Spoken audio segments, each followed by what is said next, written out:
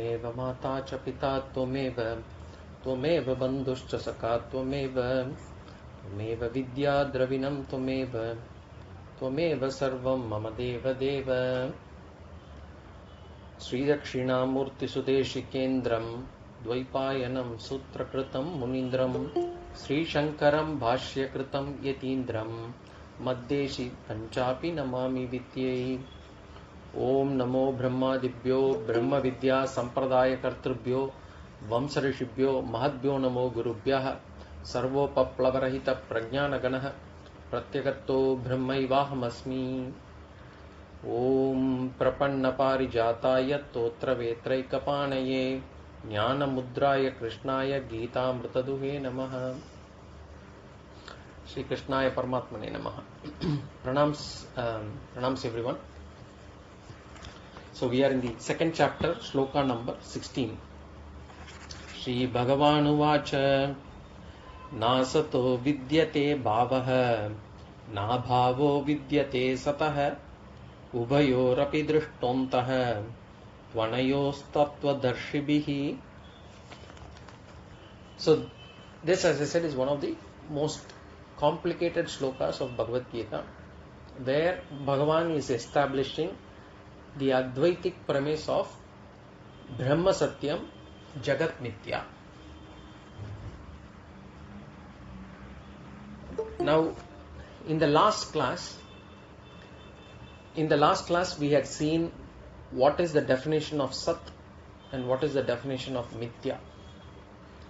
Sat is that which exists in all three times. That which exists in past, present and future, and that which exists independently, swatantrata, it has an independent existence. That is called as Sat. Mithya is one which exists only in the present and that which does not have an independent existence. It depends, or it actually borrows its existence from the Sat. So that is called as Mithya. And we saw an example of Sat and Mithya. We saw the example of the typical example of rope and snake. The snake has a limited existence. It exists only for the time that the person sees the snake in the rope. And the ropes, whereas the rope exists in all three states, the rope exists even when before the person sees the snake, during the time when the person sees the snake, and even after the person is able to realize that it is not a snake but it is a rope. The snake has got a borrowed existence. The snake has got an existence borrowed from the rope, whereas the rope's existence is independent. Whether the snake exists or not, the rope will always exist. Whereas the moment we take the rope out of this equation, there is no snake. So snake's existence is borrowed, rope existence is real, or it is independent. And then we saw the example of pot and clay. The clay exists even before the pot was made. The clay exists when the pot is still there, and the clay will exist even after the pot is broken. The pot is Mithya, the clay is Satyam. The pot's existence is borrowed from the clay.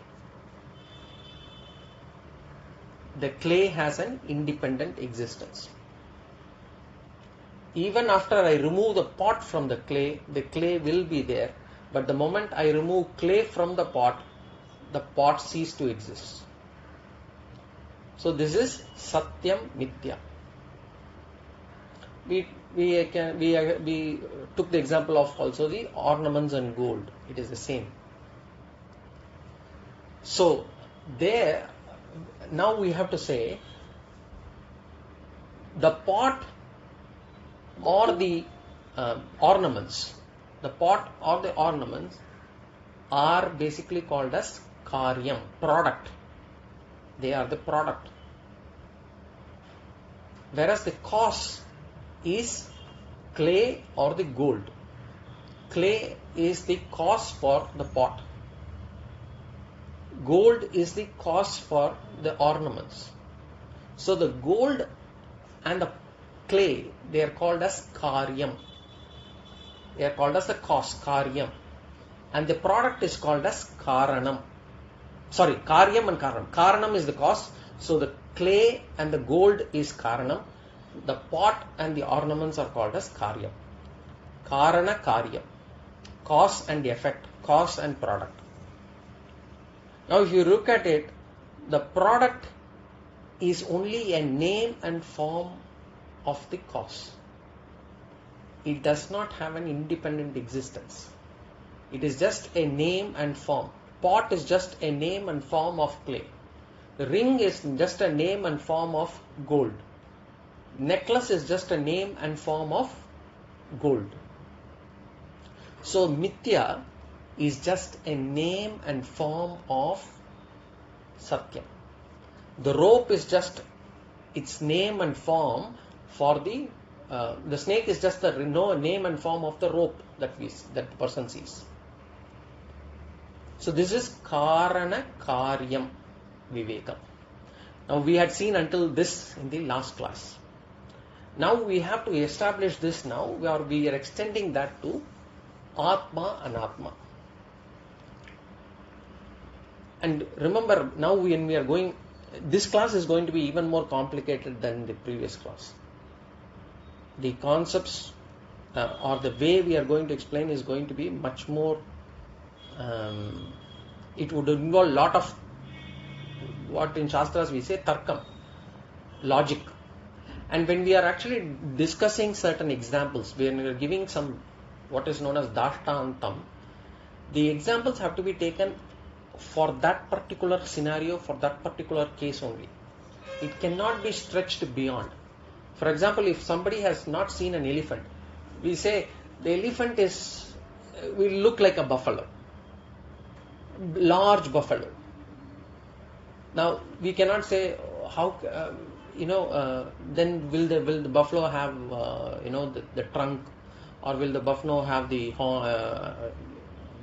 what is that called, the tusks. So we have to just look at from a skin, from a color standpoint, it more or less matches, and therefore we have to take it only at that level. So whatever examples that we are trying to give here would have to be limited only to what we are trying to achieve. It cannot be extended beyond what the scope of the example. So now remember, when we started this sloka, we said this sloka is about Atma, Satyaha, Anatma, Mitya. Atma as in Brahma Satyam, Anatma as in Jagat Mitya. Atma Satyaha, Anatma Mitya. Now even before we came to this particular sloka, we had seen three things about Atma and Anatma, just to recollect. First one we saw Atma to be Drik Swarupa. Atma is the seer, and the Anatma is Drishyam, seen. I am able to feel the body. I am the experiencer. The body is experienced. I can feel my hand, I can feel my body, I can feel my mind also. So Atma Drik, Anatma Drishyam. That is the first one we saw. Then in Sloka 12 we saw Atma Nityaha, Anatma Anityaha. Atma to be eternal, Anatma to be not eternal. Then we saw in the 13th sloka, we saw Atma nirvikaraha, Anatma savikaraha. Atma is unchanging, Anatma is changing. Okay. And when we saw Atma is Drik, Drishyam, Nitya, Anitya, and we also saw it as Nirvikara, Savikara. And we saw Atma, when we studied about Atma and Anatma, we said the Atma is the awareness principle and the Anatma is Jadam or inert principle. The life to the body is given by the Atma. By nature, the body does not have consciousness principle. It does not have the ability to be aware of things around. Only the Atma is able to give that particular principle. So the Anatma borrows this principle from Atma. So now we have to prove that Atma, Satyam, Anatma, Mitya. So we said Atma is existent. Atma has got existence at all times. We saw Atma Nitya hai. Atma Nitya hai. And we can also prove that by what is known as in our Shastras as Avastha Thraya Viveka. Avastha Thraya Viveka means there are 3 states of experience for any person. 3 states of experience. We had already seen this when we did the introduction to Vedanta, but just to quickly recollect, there are 3 states. One is Jagrat Avastha, then second is Swapna Avastha, then there is Sushupti Avastha. In English, waking stage, dream stage and deep sleep stage. So waking stage, dream stage, deep sleep stage. So when I am awake, when I am awake, I am able to experience things, and therefore I can say the Atma is present. When I am awake, the physical body, the Sthula Sarira is also existence. I can feel the existence of the physical body. Now if that is the case, then how come we say Atma is Satya hai, Anatma Mitya hai? Now what we need to go into the next state, which is the dream state. What happens in the dream state? The Atma is present because I am able to dream, but I cannot experience my physical body. I am not aware of my physical body. The physical body is not available for experience. So I am present, but the body is not present. And in the deep sleep state, I am present, but even the mind is not existent, because for my dream, I need my mind. In my deep sleep stage, even the mind is not existent. So in all 3 states, I am present, but the bodies come and go.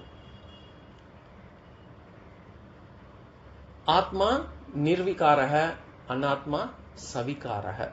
We saw that Dehosmin yata dehe kaumaram yavvanam jara tata dehantara praptihi irastatra namukhyati. So Atma does not change, but the bodies keep changing. And because the bodies keep changing, it cannot be said that they are existing always.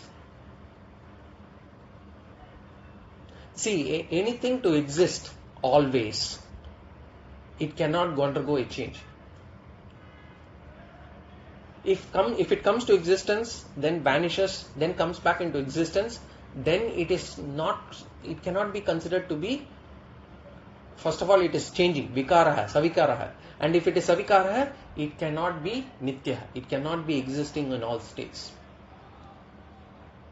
So that which changes cannot be existing in all 3 states, and therefore it is called as mithya. So the body is called as mithya. The body is not called mithya, the body is in a state of mithya. So body is mithya, Atma is Satya.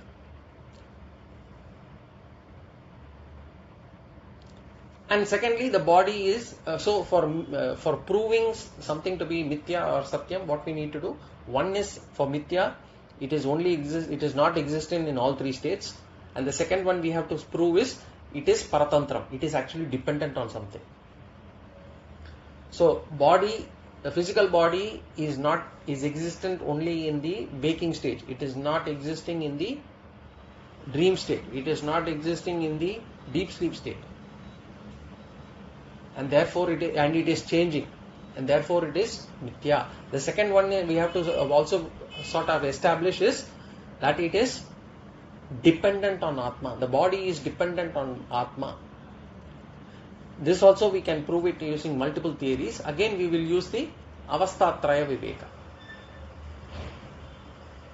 See, in the dream state, if you look at the dream state, there is no stula sharira, there is no physical body. With no assistance from the physical body, I exist. Because I am able to dream. I know I have dreamt. I exist in the dream state. So the I, the Atma, is not dependent on the physical body. If you look into the deep sleep state, even after the mind goes dormant, even if after the mind gets resolved, I exist in the deep sleep state because I come back and say I slept well. I am able to say that, which means I existed, and I am able to recollect that I slept well. But what happens on the other contrary, without my help, without I meaning the Atma's help, without my existence, the stula or the sukshma, the physical or the subtle body cannot exist. The body functions only when I, the Atma, I am able to identify with this body. Only as long as I have abhimana on this body exists. When I remove my identification, when I remove my abhimana, when I take away my identification, the body does not function. When I remove my identification, it happens during the death. When I remove my identification from this body, the body becomes inert. The body becomes jadam. So as long as I recognize, identify myself only with this body, I am able to, this body is available. This body functions. So for the body to function, it requires my abhimana. But for me to exist, for I to exist, I need not need the help of any body. I exist without the help of these bodies. These bodies meaning stula, sukshma, karana, sharira, which is the physical, subtle and the causal bodies. And therefore, we say Atma Swatantraha. So Atma Swatantra, it exists in all three states and therefore it is Satyam. Whereas the body undergoes changes. And the body has got a dependence. It is dependent on I, the Atma. And therefore, it is Mithya. Atma, Satya, Anatma, Mitya. Now we may get a question. What is the benefit of knowing that this is Satyam and that is Mithya? What is the benefit? Until now, I didn't know that the body is Mithya. Now I know body is Mithya. So what? So Shankaracharya gives the benefit along with the explanation of the Sloka. We will see that later. What is the benefit? We will see that later. But now if we go into this Sloka again, and if we do this vichara, so the Bhagavan had said what? Nasato vidyate bhavaha, which means na asataha vidyate bhavaha. Na asataha na vidyate bhavaha, or vidyate na vidyate bhavaha, which means there is no existence for the unreal. Asataha means unreal. Na bhavaha means no existence. Vidyate means there. There is no existence for the unreal. And we asked, whether Bhagavan is giving us any new knowledge, because this statement seemed so obvious. There is no existence for the unreal. And what we gave as an unreal example was like horn on the head, rabbit horn or whatever. If someone came to us and said, there is no horn on your head, it is not that he is giving us any special knowledge. This is already I know that I do not have a horn on my head. So even without he stating that, I know that. So here when Bhagavan says, na asataha vidyate bhavaha, here asataha does not mean the atyanta asat. We saw there were sat, atyanta asat and nitya. He is not talking about the atyanta asat. Here asataha means that which exists only in the present, only in our experience. That is called as asat here. And he says na bhavaha, it does not exist at all times. And why should Bhagavan say this? Because this statement is important. The benefit of it is because we live in a delusion. We live in a delusion, moha, that whenever we experience something, whenever we see something, we conclude that it is going to exist always. We give reality to it. We see this world, we give it reality. We see this body, we give it reality. And we see this world and we conclude, we think that the world will continue to remain like this always. The body will continue to remain like this always. And how can we say that we act with this conclusion? With the way we react in this world. With the way we react to things around in this world. With the way we hoard the things. With the way we accumulate money, we accumulate wealth, we accumulate things, possessions. We think we are going to exist always. This whole thing, the possessions and me and this body and this world and the people around me are going to be existing or be in existence always.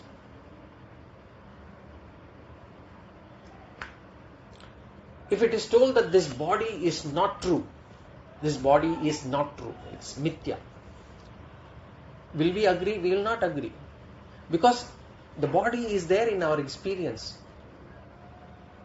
It is there in our experience and therefore it is true for us. So Bhagavan is giving us this knowledge. This is the benefit. He is giving us this knowledge, saying, just because it exists only in your experience, just because it exists in experience, and that too only in present, do not take it to be that it is going to be existing always. Do not give the status of saashvatam for that. And Bhagavan says that he is basically giving this knowledge, saying that if it exists only in the present, it does not have a past, it does not have a future, then it is as good as non-existence. It is mithya. If it doesn't have a past, if it doesn't have a future, it is existing only in the present, do not give too much of importance. It is mithya. Mithya is unreal, so do not give. This is what we need to know from this sloka. When we see this world, the world is changing. But we think that it is real. The world is real and it is always present. And that is what Maya does. Maya is Shakti of Bhagavan. It creates this illusion in us. It actually, that is the reason for our delusion as well. And we take the world to be real. But the world is changing. And we know anything that is changing cannot be existing always. These are the fundamental rules that we'll have to understand. Anything that is changing cannot be in existence always. It has got a temporary existence. See, when we actually see, when we go to a river, say Ganges, we see the Ganges in full flow. We think, the Ganges is we say the Ganges is a perennial river. We think that the water is always present. But the reality is that the water which see now in this present second was not there in the previous second. And the water drop that we are seeing now at that particular place is not going to be there in the next second. We will see another drop of water. Every second at that place we see another drop of water. But what is our feeling though? Our feeling is, I am looking at the water as if the water is the same. It's always existing. So when something changes very fast, when something changes very frequently, we feel as if it is not changing at all. For example, when we were kids, we used to play this top. Tamil, we say pambaram. Now, when it spins very fast in the same position, for us, it will feel as if it is not rotating or not moving at all. It is actually still. In the same way, the prapancha, this Jagat, keeps changing, but we feel it is always there. And that is why this Upadesha is important. This Upadesha, when do we need an Upadesha? When do we need Bhagavan to say this? Only when the object does not really exist, but it seemingly exists to me. Only there this Upadesha is required to say, look, this is Mithya.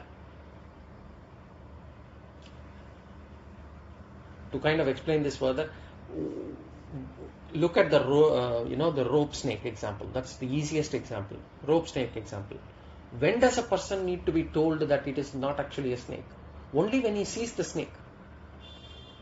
Only when he sees the snake, he has to be told that there is no snake, there is only a rope. Only for that person the Upadesha is required. If the person sees the rope as the rope, there is no need for the Upadesha. Or if the person sees neither the snake nor the rope, then it's even better. There is no Upadesha also. But if the person sees the rope as the snake, then the Upadesha is required to say, look, you take your experience to be the truth. It is not the truth. It is Mithya. Vidyate na bhavaha asataha. There is no existence for the unreal. There is no existence for the snake. And that just because that which you experience in the present, it cannot be given the status of satya. Even when you are seeing it, even when you are experiencing it, we should say it is not there. Even when I am experiencing the world, even when I am experiencing my body, even when I am experiencing the people around me, the family, the relations and everything, I should be able to internally say it is not real. It is that is the ultimate magic. A magician, showing something and then vanishing it into thin air, that is also magic. But the greater magic is when you see something and yet you understand that it is not there. When it is visible, when it is available for experience, and then yet you say it is not real. And I know that, I understand that. That is the greater magic. So, what happens when we in the state of moksha? In the state of moksha, it does not happen that the world disappears, the prapancha disappears, the people disappear, the body disappears, and I see Brahman everywhere. No, that does not happen. What happens is I am able to see this world, I am able to see this prapancha, I am able to see this body, I am able to experience this body, and yet I know I am not this and these things are not real. We get that knowledge that does not exist. It does not exist. Is it possible? Yes. I have given examples in the last class also. We have places where we have a similar experience. We enjoy the sunrise and sunset. We experience it. And yet we know, we understand that there is nothing called a sunrise and sunset. And there is mirage. Even when we see the mirage, we can understand that there is no water there. So we have this similar one. So in the same way, when we are experiencing this prapancha, what does Bhagavan wants us to do? He says, understand, conclude intellectually that it does not exist. Why is it important? Because only if the world exists, we have the problem. We have problems with this person, with the other person, this issue, that issue.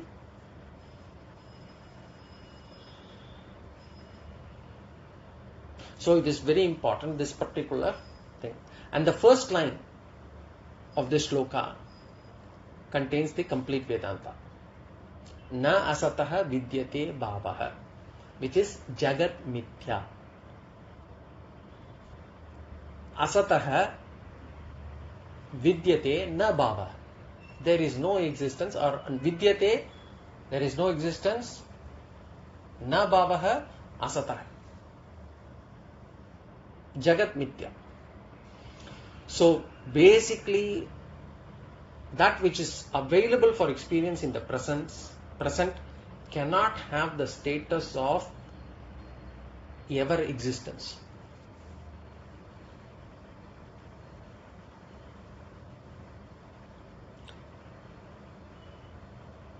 Now some people might say, but as long as I am alive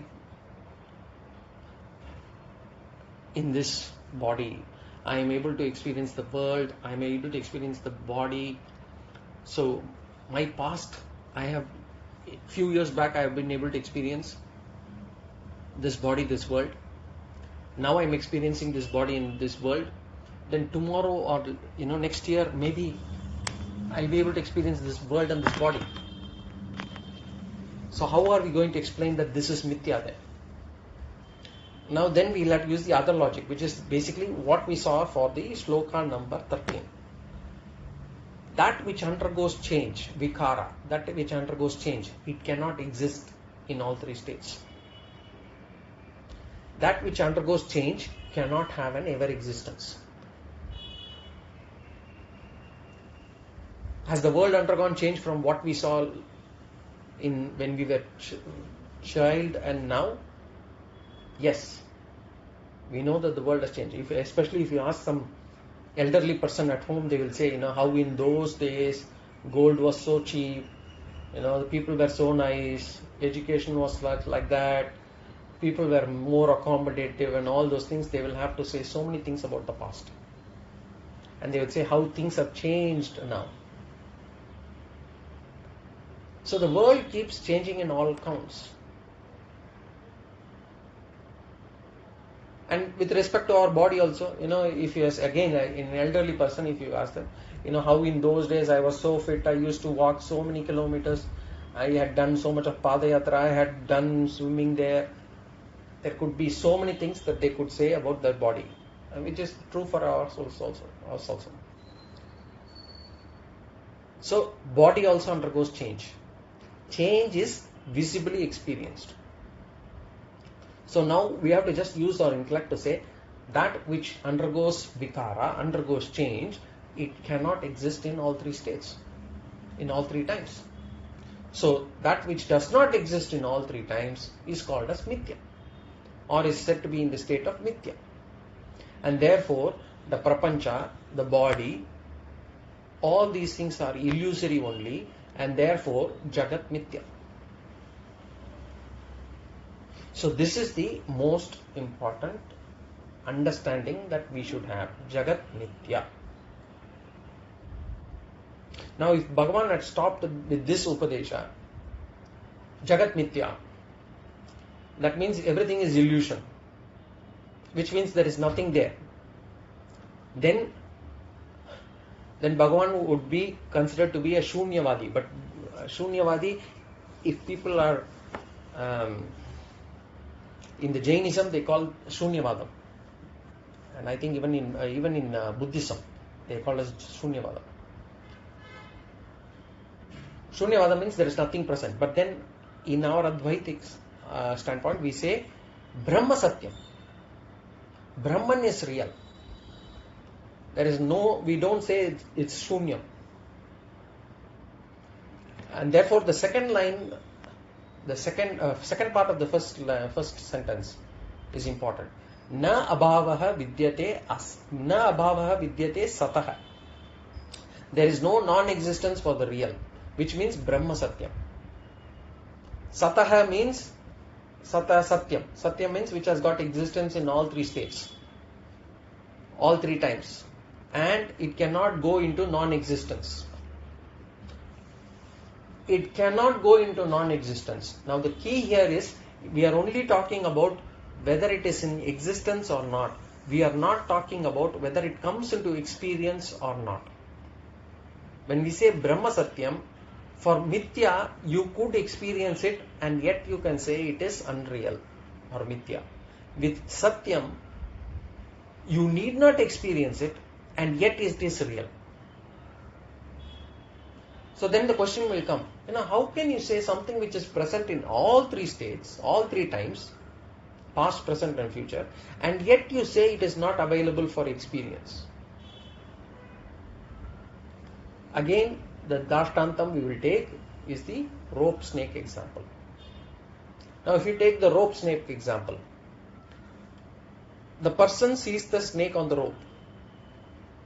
When he sees the snake,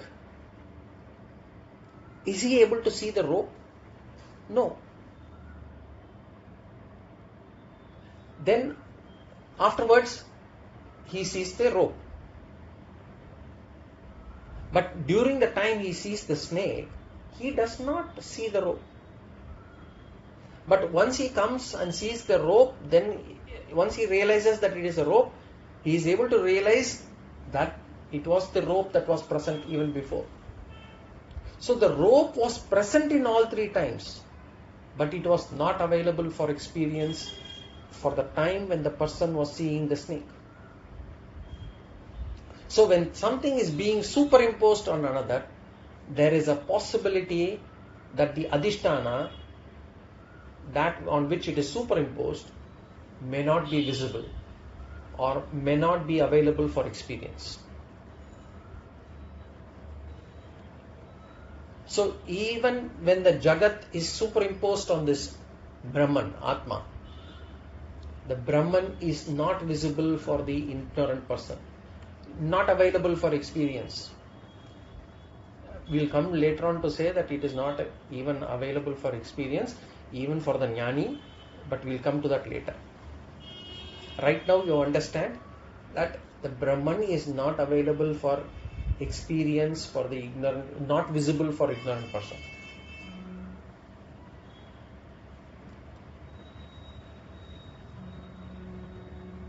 But once a person gets knowledge, once a person becomes Jnani, the person is able to recognize Brahman.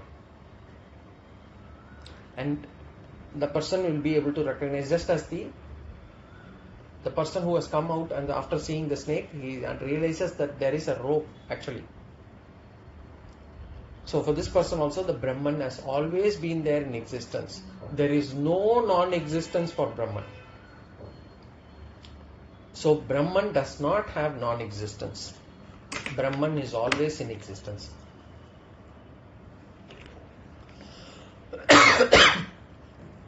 So this first line, the entire Vedanta, Advaita Vedanta is given.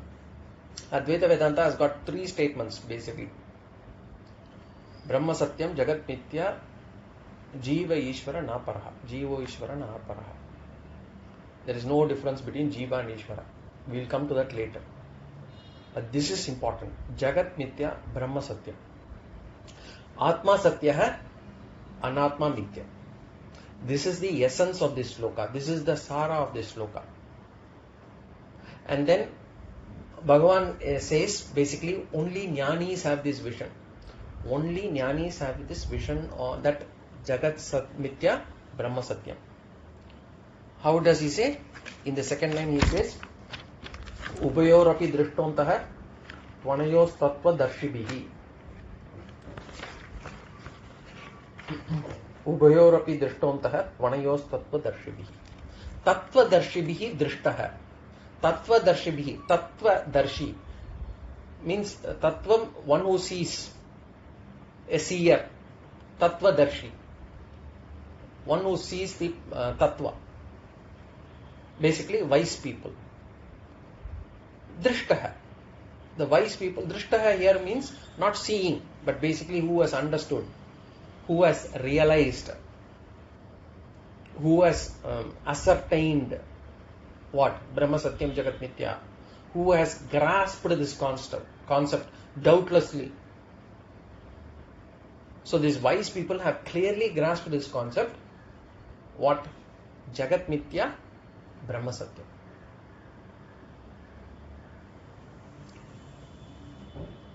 Antah, Ubayorapi Drishtah, Drishtantah, Drishta Antah, Tu Anayoho Tattvadarshibhi. Antaha means the true nature. Antaha means end, but here in this means true nature. Ubayaha. Ubayaha means both. Which are the both? The Satyam Mitya concepts. So wise people have understood this, the nature of both Satyam and Mitya, both Atma as well as Anatma. Tattvadarshi. Tattvadarshi means people who have understood Brahman. Now, Satyam Mitya. Brahma Satyam Jagat Mitya. Two statements. If someone says, I am able to understand, one part, but I am not able to get the other part. As in, I am able to understand this Brahma Satyam, but I am not able to understand Jagat Mitya. Or I am able to understand Jagat Mitya, but I am not able to understand Brahma Satyam. If someone says that, it means they have not understood either. This has to go together. Satyam or Mitya cannot be understood independently. Once I have conviction on the other one, automatically the conviction extends to the second statement. Or if I have the conviction that the Jagat is Mitya, then obviously Brahman has to be Satya. So it is actually, it has to be understood together. But of course we can always have this feeling, I am slowly able to realize that the Brahman is all pervading, the Brahman could be all pervading. I am able to realize that it is a possibility, I can see that there is a possibility there, but I am not able to grasp, or I am not able to get into my mind deeply that the Jagat is Mitya, that the world is unreal. I am not able to get that conviction fully. Yes, that is a stage through which we will pass through. But it has to be together. The Brahman is all pervading, it exists, and the Jagat is Mitya. It happens.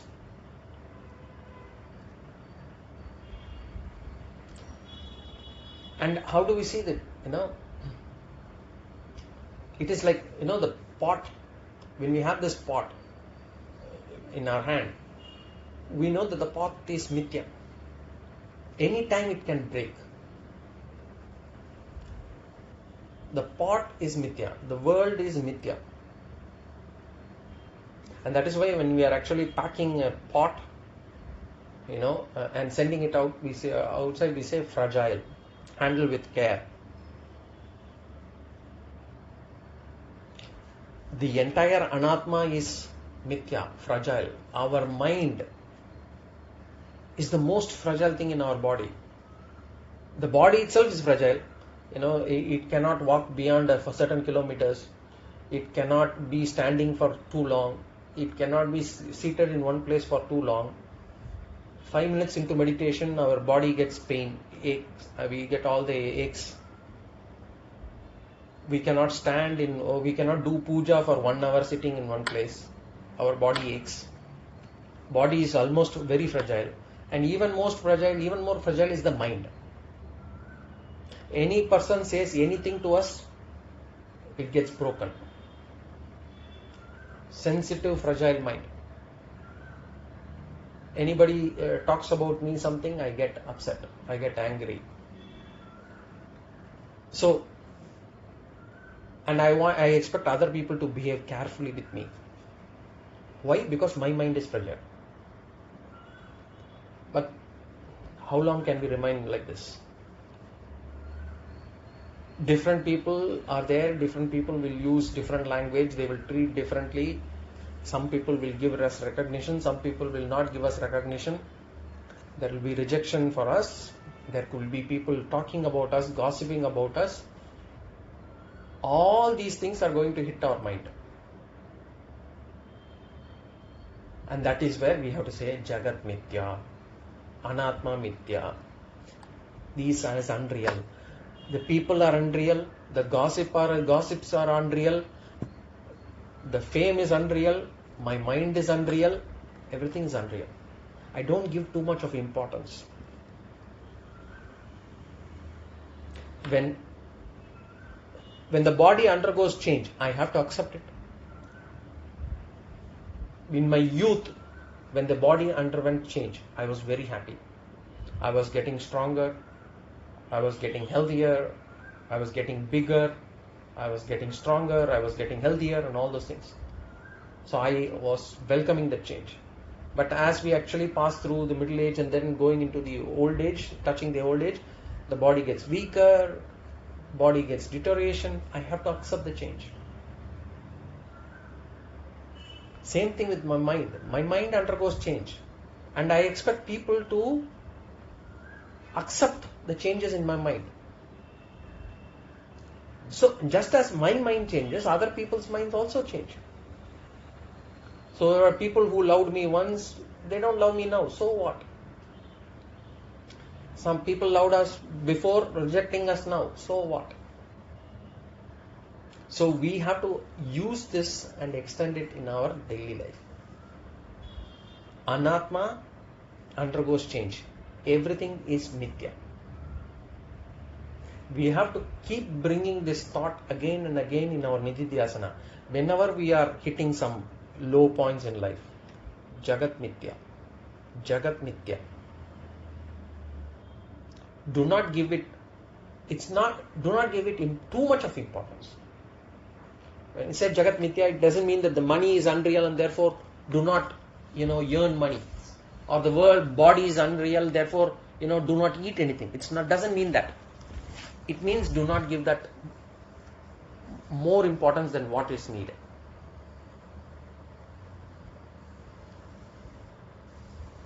Even when, what happens is when the sense organs interact with the world. We already saw.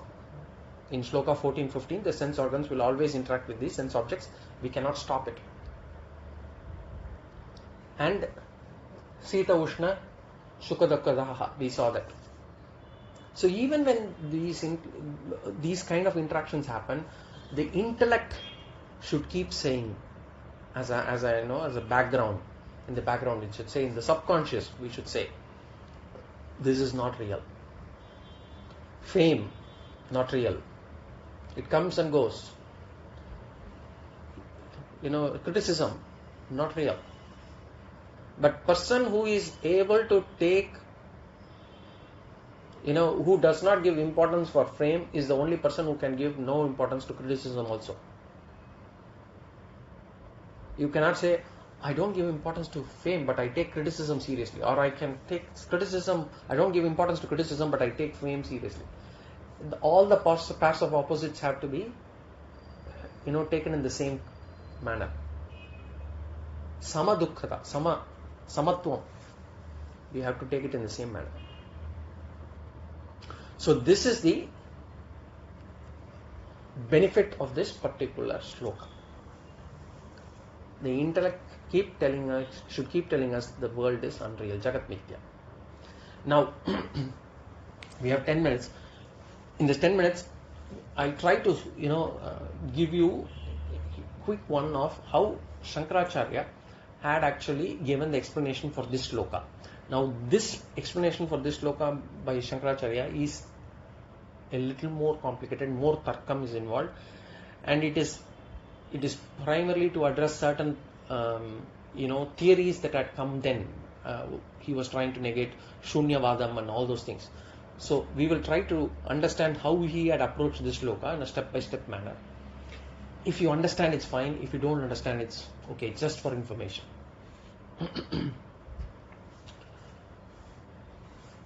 First and foremost, he approaches in a few steps. The first step he says is, basically he took the previous sloka. The previous sloka we talked about Sita Ushna Samadukata, we saw that. So he says Sita Ushna Adi Sakaranam Asat. Basically what he says is, he took the continuation of the previous sloka. Basically he said Sita Ushna Sukham Dukkam Adi, all this and all others are all anityam, asat, sakaranam asat. So he basically classified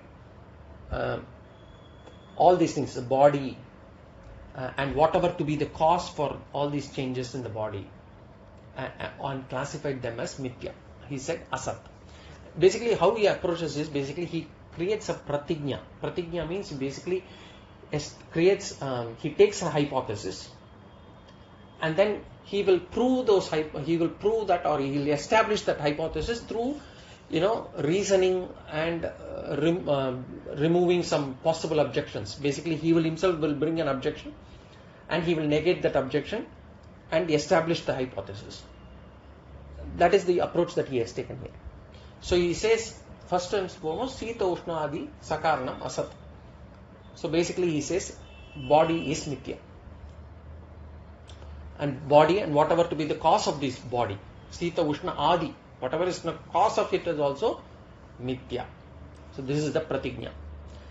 Now the second step, basically as I said, he is going to establish it. So he says, what is the cause? What is the cause is? He says vikaratvat. Vikaratvat means, he says, the cause is because it is undergoing changes, and therefore they are asat. Because they are changing, they are all asat. So this is how he is, the pratigna that he is trying to establish through the hypothesis which he is trying to establish through reasoning. And he said not just the prapancha, but even the cause of prapancha is mithya. So basically he says not just this prapancha is mithya, the cause of this prapancha is actually maya, and maya is also mithya. Maya also does not have existence, independent existence. Maya does not exist in all three states. That is what he is saying. Now he has proved this. Now so he gave a hypothesis, he gave a reason. Now he wants to ensure that nobody objects it. So he himself creates an objection. The next objection he brings in here is the Shunyavada Prasanga. Basically, the Shunyavadas will say, they will raise an objection, say, if everything is mithya, then only Shunya exists. So this is the Shunyavada Prasanga he does. So this is the objection that he raises on their behalf. And now he uses an example to negate Shunyavada. He says, now this is where it gets a little more tricky to understand. He says, we get knowledge about the object. For example, I've got this laptop, I've got this book. I say book exists, laptop exists. Now if we do vichara on this knowledge, there are two things here. One, book, then the second one is existence. Similarly, I've got laptop and existence. So he splits it into two thoughts. So two buddhis. One he says is the asat buddhi, and then the other one is the sat buddhi. The book is the asat buddhi, and the exists is the sat buddhi. Why the book is asat buddhi? Because it's temporary. The laptop is temporary. Suppose I see the book, then I see the laptop. The book thought is replaced by the laptop thought. So I have two buddhis. One is the laptop thought and the existence thought. Then I have the book thought, the existence thought. So which buddhi remains constant, which thought remains constant, and which thought keeps changing? The sat buddhi anuvartate. The existence buddhi is constant. Whereas the laptop, the mouse, the phone, the book, it keeps changing. The sat buddhi is always there. The existence thought is always there, but the asat buddhi keeps changing. Well, what happens with the Shunyavadi? Shunyavadi says nothing exists.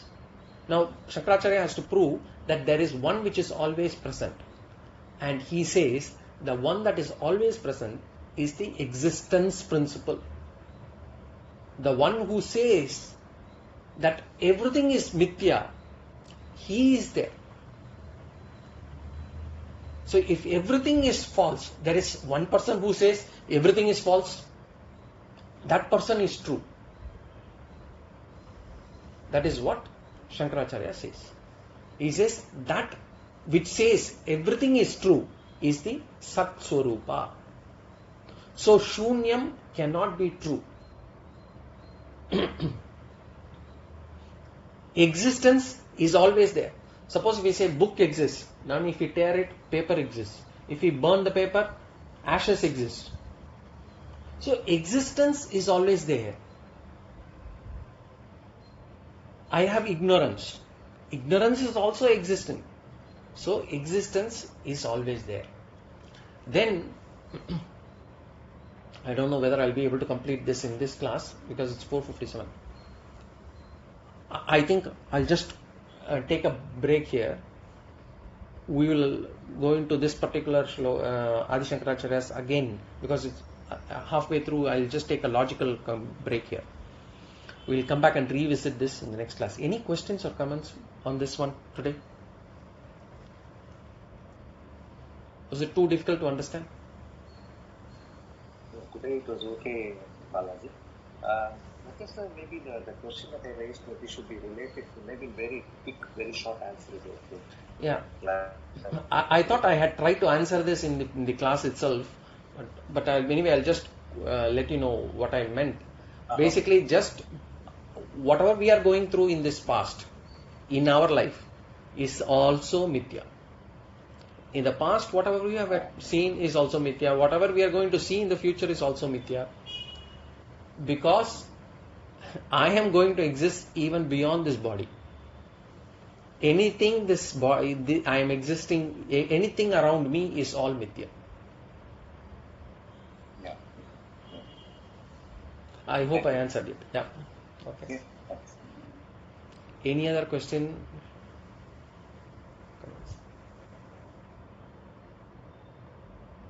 Okay. If not, then we will see again in the next class, where we will quickly take about 10 minutes to go through Shankaracharya's Bhashyam or approach towards this sloka and then go on to the next slokas. As I said, this concept, even if we don't understand it, doesn't matter. Keep listening to it again and again. We will get it. Otherwise, as we progress through Bhagavad Gita, it will slowly dawn upon us automatically. Om Purnamada Purnamidam Purnat Purnamudachyate Purnasya Purnamadaya Purnameva Vashishyate. Om Shanti Shanti Shanti. Harihi Om Shri Gurubhyo Namaha.